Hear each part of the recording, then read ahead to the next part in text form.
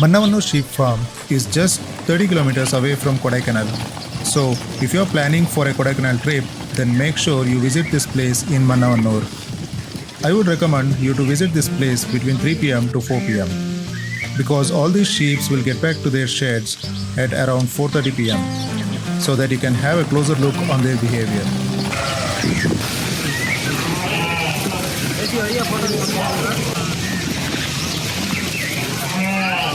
Before they head back to their shed, it's time for them to have some food and water.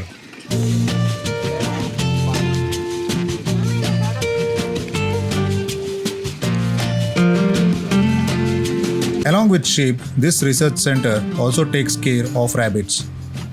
There are different species of rabbits maintained in this place for breeding and productivity. This research center typically focuses on various aspects of rabbit breeding, nutrition, health management, and the production.